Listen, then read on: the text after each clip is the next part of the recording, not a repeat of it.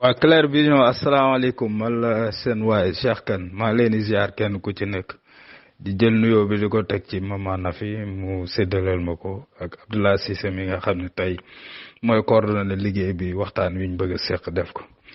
bon maa ngi dugal nag image yooyu mooy téere yi nga xam ne man moom laa yor fii sama bibliothèque maanaam te Cheikh Anta bind ko benn bi nag bi tudd General History of Africa boobu moom da cee participé.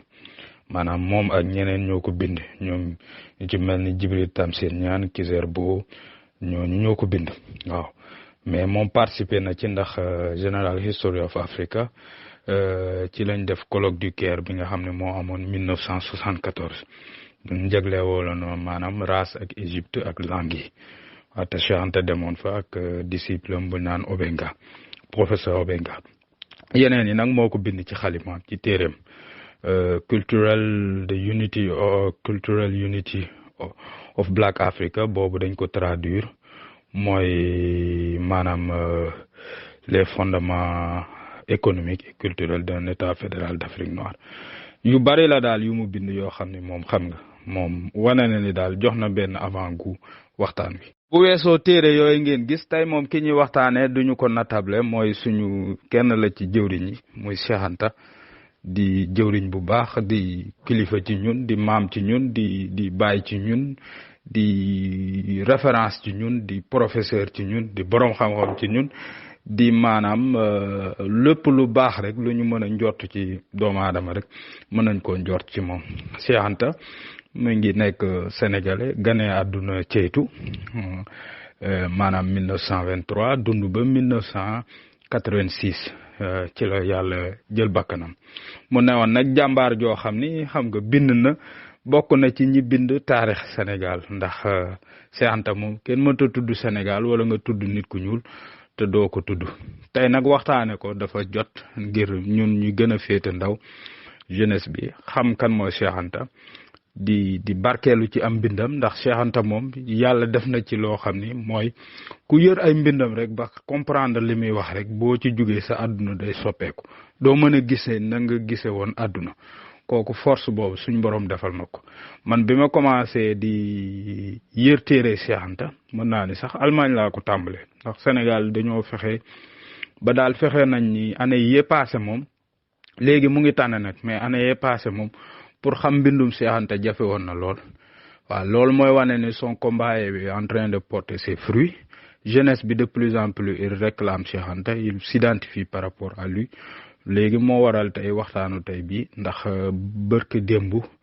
la woon le 7 février ci la anniversaire u maanaam wàccug liggéeyam bi nga xamee ni boobaak léegi ëpp na fanweeri at ak ñeent moo tax ñu ko doon ñaanal di ko dolli ay ñaanal di ñaan suñu borom mu defal ko xéwal fa mu tëdd li mu mébétoon yéene ko ci der bu ñuul ak nit ku ñuul ak Afrique xeex bi mu doon kii yàlla continuer di ko ci defal ndam. Cheikh Anta moom dañuy jàpp fa mu jóge rek wax nañ leen fa mu jóge ku baax la nag jóge fu baax ndax Cheikh Anta ñu bari dañuy réere ni sëñ Massamba Diop mooy maamam sëñ Massamba Diop bokk na ci mag ñi njëkkoon a topp sëriñ bu mag bi. maanaam bañ na ko ba sax am na yenn téere yi bu ñu koy tuxal dañuy indi ni sëñ Massamba Diop mooy ñetteelu ki nga xam ne moom lañ jàpp ci yoonu murit xam nga te am na ñu ni foofu la Cheikh Anta jóge Cheikh Anta ba mu fa jógee tamit li koy gën a firndeel mooy maanaam turandoo ma ko yar kan mooy turandoom mooy maam Cheikh Anta Mbacke maam Cheikh Anta Mbacke moom ku ne xam na ko mooy rakki sëriñ bi moom la sëriñ bi joxoon Daaru Salaam ginnaaw ba mu ko sancee ci en 1887 waaw kooku mooy maanaam Cheikh Anta diggante boobu la jóge waaw bokkaat tamit wàññeeku bokk ak Matar Ndumbe Diop mooy borom kokki Matar Ndumbe Diop di mbokk ci di maam ci Cheikh Anta cosaan loolu la am ndax li koy firndeel mooy après Jal Diop mi nga xam ne moo maññee ci Matar Ndumbe mooy jóge kokki sanc Ndakaaru mooy njóobeenu Ndakaaru googu ngay dégg Cheikh Anta tamit ci njóobeen googu la bokk ndax moom remonté na ay origine ba génne ni moom ay jëndeer ak boor yooyu yëpp Louga yi Ndakaaru yi ni mu bokkee ñoom wax na ko ci téere bi nga xam ni moom la ñuy woowee maanaam l'Afrique noire précoloniale Cheikh Anta wax na ci maanaam wolof yi ak fu ñu jógee. Cheikh Anta ñun jàpp ci origine am ñu ni maanaam benn doom bu góor la woon ci yaayam yéex naa dugg école sax ndax def daara moom wax na ko nee na def na daara ba wàcc alxuraan jànge na tamit kokki ci ay mbokkam ginnaaw ba après à l'âge de 13 ans ci la ñu xamal ci la maanaam taarix net li ni ci la duggee école bi mu duggee école nag mu nekk ku brillant maanaam ku teel a daal am lu mu feeñal daan ci ak ndawam ak lépp muy am na ci sax xese yu ñuy nettali mus naa am ak corriger professeur am ba mu indil ko ay jafe-jafe waaw ginnaaw bi après ci la dem lycée Van Lamine Gueye fa la amee bac ba ni mu demee France continuer liggéey. tamit bi mu amee bac ba dem France continuer fa maanaam am njàngam en 1947 déjà ci la njëkk ràññeeku daal di publier benn article boo xam ni mu ngi ci doon wax ay affaire renaissance africaine mu teeloon a nekk maanaam jaaxal nit ñi ndax boobu renaissance africaine moom kenn mësu ko xalaat kenn mësu ko wax Cheikh Anta bokk na ci ñi ko njëkk a wax en 56 déjà 54 déjà mu bindoon téeréem bi nga xam ne tey moo ko jagleel yëpp muy nation nègre et culture boobu mu ngi ko bindoon ba ko suivre thèse waaw thèse boobu amul jury bu ko défendre après ginnaaw bi ci la ko publier en 1960 tuddee ko nation nègre et culture maanaam xam nga pour wan la rek maanaam nit ki dimension ak dayo nit ki en 59 Cheikh Anta bokkoon na ci juróomi nit ñi ñuul ñu invité woon Rome pour ñu discuter maanaam affaire wu indépendance Afrique Cheikh Anta àndoon na ci ak Ablaye Wade mi tey président Ablaye Wade ak ku naan Alioune Diop nag ku ñu war a waxtaane la xam naa dinañ ko indiwaat ndax moom moomoon présence africaine jàmbaar la moom lañ tuddee université Bambey mooy université Alioune Diop xaritu Cheikh Anta la woon Cheikh Anta delloo na ko njukkal ci lu bari moo yombaloon moo daan publier maanaam livre yi Cheikh Anta daan bind jàmbaar la. bi nga xamee ni jury bi bañ nan léegi Cheikh Anta moom soutenir maanaam 1960 thèse am bi mu soutenir thèse am après ñu defal ko mention honorable ndax boobu calcul yi moo daan buñ ko joxee mention très bien bu ñëwee day enseigner Dakar te bëgguñu woon mu enseigner ndax Cheikh Anta ba mu defee une semaine après thèse am la jël ay bagages am noppi ci France ñibbisi waaw mais pour wan la rek dimension nit ki gis nga biñ ko bañalee maanaam thèse am ndax thèse bi lan la woon Cheikh Anta dafa maanaam ci gëstu ji mu doon gëstu taarix dafa gëstu ni moom kat ndeke taarixu Afrique am na taarix bu riche sax ndax Égypte gii ñuy wax ni moom maanaam Égypte yi ak pharaon yi ñuy wax ndeke ay nit ñu ñuul lañu woon Cheikh Anta bokk na ci ñi ko njëkk a révélé tubaab yi bañ loolu ndax ñu ngi koy bañ ba tey waaye science moom mu ngi koy nangu waaw tubaab yi nag ay idéologue lañ ñu ci bari idéologue nag mooy ñi nga xam ni ñoom maanaam péete ak far gi ñu far ni nit ñu ñuul amuñu gëdd amuñu histoire ñoom loolu lañ gëm mënuñu ko teg ci science mais gëm nañ ko daal seen xol jàpp ko Cheikh Anta nag ñooñu prouvé na ni maanaam nit ñu ñuul ñi ñoo moomoon Égypte ñoo ko tabax que ni nit ki njëkk ci àdduna maanaam ci wàllu science moom nit ku ñuul la woon waaw après nag def nañ ay découverte ak Lucie en 72 wane ni mooy suñu maam ji ñi nga xam ni tey moo gën a nekk ki ñu mën a jàpp ni moo jiitu ci àdduna suñu maam Lucie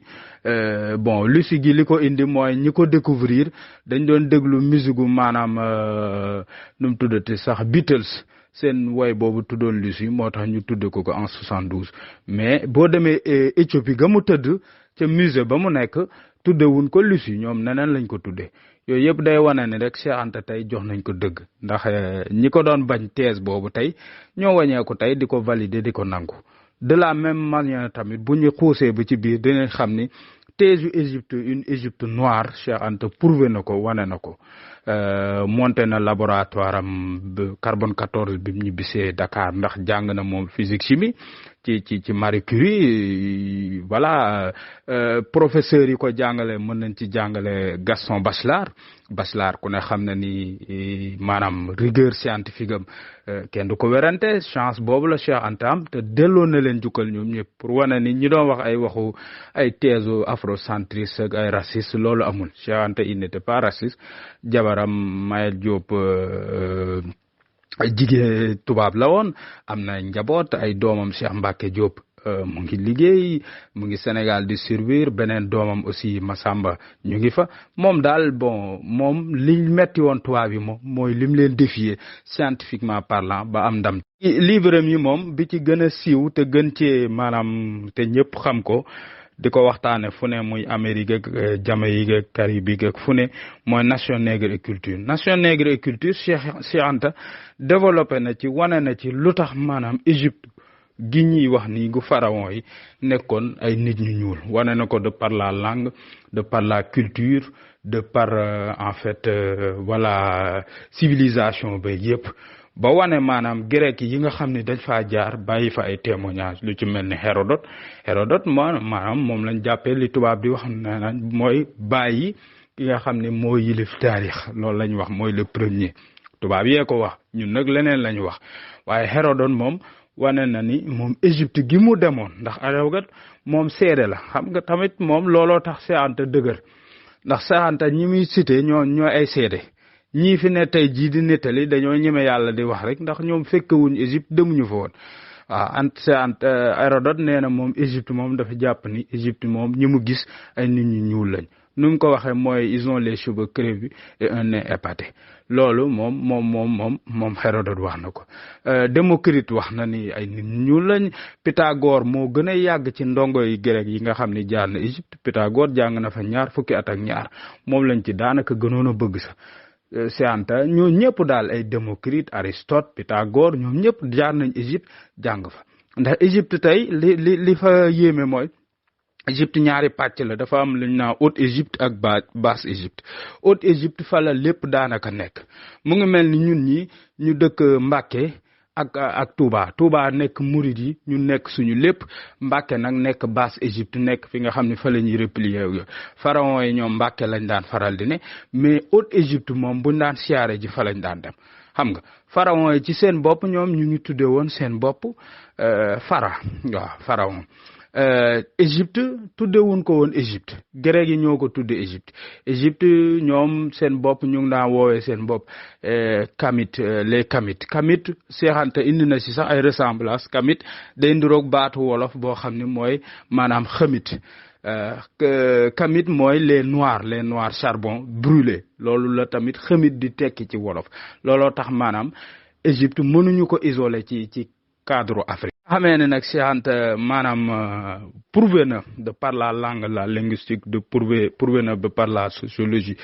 prouvé na de par l'histoire et tout que ne Égypte coow li bari ci lool dañoo convoqué maanaam li nga xam ne mooy colloque du Caire c'était en 74 Cheikh Anta newoon fa ak professeur Obenga ak maanaam les meilleurs égyptologues du monde léegi bi ñu demee foofu résultat yi mu ngi ci maanaam General History of Africa l'histoire générale de l'Afrique ci les résultats yi conclusion yi nekk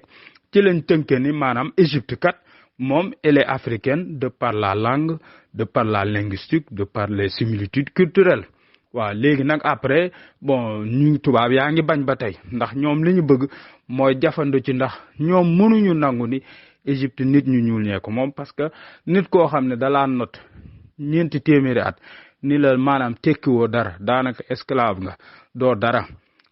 moom wàññeeku ndeke civilisation bi mu yor di ko bàkkoo yow ci yow la ko jànge wala lu ci bari ci yow la ko jële kooku du mën a nangoo noonu ni yow ndeke ki muy not moo doon sangam mu ngi mel ne ab jaam bu notub sangam rek pour mu nangu ni maanaam sang ba du sang day jafe noonu la mel ñun ñooy seeni sang loolu la yàlla def ndax yàlla moo ñu bind ñu jiitu arab yi tey toog Misraim moomuñu Misraim arab yi en 639 lañ fa ñëw biñ fa ñëwee yàggul arab moom tabaxul amul civilisation moom ay nomade lañ nomade du tabax loolu ku xool désert bi gis ko ba tey yàlla mu ngi ñu koy wan Touareg yi ne ci désert bi yooyu gisuñu leen ñuy tabax ci ay tente la ñuy dëkk yooyu arab yi ñoom wérante wuñ ci loolu moo tax tey ñu ngi rectifier ba tey Caire gee ñu nekk ne ñu nga fay defar ay maanaam lu ci mel ni ubbi fa département di fa jàngale Cheikh Anta parce que Misraim dafa xam ni tubaab bi ndeke nax na ko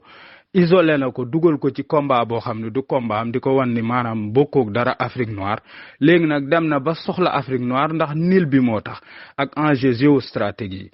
stratégique yi ndax Nil bi Ouganda daanaka lay jële source am dina traverser pays yu bari ñu ci belli 13 bu ma juumul avant muy egsi ci Égypte lu tuuti la am ci Nil bi dina romb Éthiopie romb Soudan romb maanaam réew yu bari pour mën a ñëw ci Égypte kon ce qui veut dire Égypte bu delloowul boppam ci monde noir day am problème loolu la Misraïm xam ba nga xam ni fi mu ne nii di ngeen gis ni de plus en plus Cheikh Anta day gën di siiw histoire bi day gën di ñëw ndax loolu moo am waaw ñu delluwaat ci suñu waa ji rek Cheikh Anta pour wan leen ni leen moom jàmbaar ji mu doonoon ndax jamono yami xeex jafe woon na boobu nit ku ñuul daanaka ñu ngi doog a am indépendance tekkiwuñ dara ci àdduna bi kenn nawloowuñ ci dara léegi nag ñi fi newoon moom c'était des plus ou moins des vendus yoo xam ni xam nga ñoom waxi Égypte ak nit ku ñuul sax neexu leen moo tax koroog maanaam festival des arts nègres bi amoon en 1966 bi nga xamee ni dajaloo nan maanaam monde noir bépp dajaloo à Dakar te Senghor organisé woon ko à l'unanimité ñu daal di d'accord daal di nommer Cheikh Anta l'intellectuel africain l'intellectuel noir le plus influent du 20e siècle biñ ko koy nommer boobu mu nga ca laboratoire am di liggéey Aimé Césaire nekkoon xarit Cheikh Anta nekkoon amit wëllëre Senghor Aimé Césaire wax na lu rëy ci Cheikh Anta ndax moom wax na ni Nation nègre et culture mooy livre bi gën a audacieux bi nga xam ni ab noir mës na koo bind ci àdduna xam nga pour wan la rek maanaam témoignage ci Cheikh Anta nekkoon koo xam ni prouvé na lu bari livre bii nga xam ni mooy tudd les fondements économiques et culturels d'un état fédéral d'Afrique noire Cheikh Anta wane na ci yoon wi ñuy war a jaar pour développer tey jii bu ma gisee suñu état yi nga xam ni balkanisé nga xam nuruwul dara ay Sénégal ak ay Gambie ak ay Sierra Leone damay xam ni li Cheikh Anta wax dëgg la ndax le développement il peut pas être sectoriel Sénégal mënul dem bàyyi Gambie de la même manière Guinée du dem bàyyi Bissau de la même manière Bissau du dem bàyyi Conakry ainsi de suite moo tax tant que booloowuñ suñu bopp fédéraliser suñu bopp duñ ci génn Cheikh Anta nag loolu la doon wax livre boobu man mooy bi nga xam ne moom laa gën a préféré Cheikh Anta yëpp ndax livre bi lu ci am solo mooy tuuti na te jot solo ji moom kenn mënu ko natt ndax livre bi moom waxul waxi maanaam Égypte ak yooyu noonu livre bi dafa ñëwaat ci bilan énergétique gu Afrique la Cheikh Anta def Cheikh Anta ba muy wax ci énergie éolienne énergie thermodynamique ak énergie maanaam hydroélectrique ak énergie solaire boobu daanaka énergie sax amulgul ndax livre bi 1960 la ko Cheikh Anta bind bi mu ko bindee maanaam lim ci wane mooy Sénégal ak Afrique dañoo war a sukkandiku ci énergie régler problème énergie parce que énergie mooy tax maanaam développement ñu gisee Sénégal ak problème yi mu am ak Sénégal tardé gi mu tardé dañuy xam ne Cheikh Anta moom yee nañu wax na dëgg énergie mooy lépp te joxonoon na ko bu yàgg maanaam livre bi les fondements économiques et culturels d'un état fédéral d'Afrique noire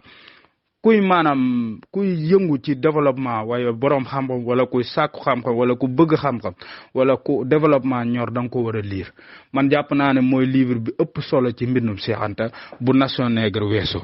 et culture livre boobu Cheikh Anta ci lay def bilan énergétique wax ci lu am civilisation ou barbarie nag mooy la réponse moom bi nga xam ne moom ca la tëjee maanaam li muy tëj wax ak maanaam ñi nga xam ni ñoom la doon tontu mu tontu leen te tey jii maanaam chercheurs yu bari fi mu ne nii daanaka ay thèsam ñu ngi koy éprouver tubaab yi tamit ñu ngi jariñoo ci moom dañoo naafeq rek duñ ko wax mais ñu ngi jël Cheikh Anta comme royukaay di jariñoo ci ay idéem di ko tiire di ci tiire suñu leader yi nag suñu président yeeg yooyu fa ne ñooñu moom ñu sew lañ ñooñu gëmuñu Cheikh Anta ndax ñooñu ay marionnette yu ñu fa teg la rek combat Cheikh Anta neexu leen combat Cheikh Anta yëkkatiwu leen mais Cheikh Anta moom ñun jeunesse bi ñun ñoo taxoon mu doon bind bam naan ñu armez-vous de savoir jusqu'aux dents ñun la doon waxal waxul ak maanaam génération c'est ça en fait Cheikh Anta il a précédé son temps léegi ñi mu doon waxal mooy ñun c'est nous qui devons nous réapproprier de son combat c'est nous qui devons mener le combat parce que moom bay na wàllam def na li mu war a def bon léegi nag bu fekkee mën nañ cee dolli dara mën nañ ko cee dolli dugg ci Égypte yeeg pharaon yeeg affaire yooyu yëpp mais pour l'instant ngeen xam ni daal ki ñu war a waxtaane moom jar na waxtaane te nekk na koo xam ni vraiment ku réew mi war a delloo njukkal téere bi ma bëgg ñu waxtaane ko bu mënee nekk ci Cheikh Anta pour ñuy gëstu Cheikh Anta moo ngi tudd alerte sur les tropiques. Alerte sur les tropiques dañ ko dajale ginnaaw 1979 lañ ko dajale maanaam ay bind ay articles yu Cheikh Anta daan bind ñu dajale ko def ko téere maanaam kenn ci doomam yi moo ko def. Alerte sur les tropiques li ci am solo mooy Cheikh Anta da ciy développer culture day wane ne culture ak aada ci lañ mën a sukkandiku ba développer réew mi mu am na fa mu ciy jagleel sax yoonu murit di wax moom ni mu gisee yoonu murit ak coppite gu war a yoonu murit war a am pour maanaam jóge fa dem nekk royukaay ci maanaam ci monde noir yooyu yëpp pour wan la ne Cheikh Anta ku jiitu woon jamonoom la ku doon xalaat la ku doon maanaam sonn ci xam-xam ku yéwénoon ci xam-xam ak ku woyofoon ñi ko xam-xam nañ ko ndax fa mu bokk la ndax Cheikh Anta dañuy nettali ni maanaam mu ngi duggee néegu góor paaleen kër gu mag la duggee néegu góor moom moo ko nettali nee na moom ak ñoom sëñ Modou Aminta ñoom ñoo bokkoon maanaam jamono jooju nee na mu ngi fàttaliku moom maanaam jour bi ñu leen waxee ni leen sëñ bu mag bi moom wàcc na moom mu ngi fàttaliku lool pour wan leen rek sunu waa ji jar nañ koo xam maanaam kàngam gi nag bibliothèque bu mag xam nga loolu la rek maanaam pour gën a yaatal tuuti mu gën a yaatu maanaam pour Égypte gi pour wane ne maanaam li tax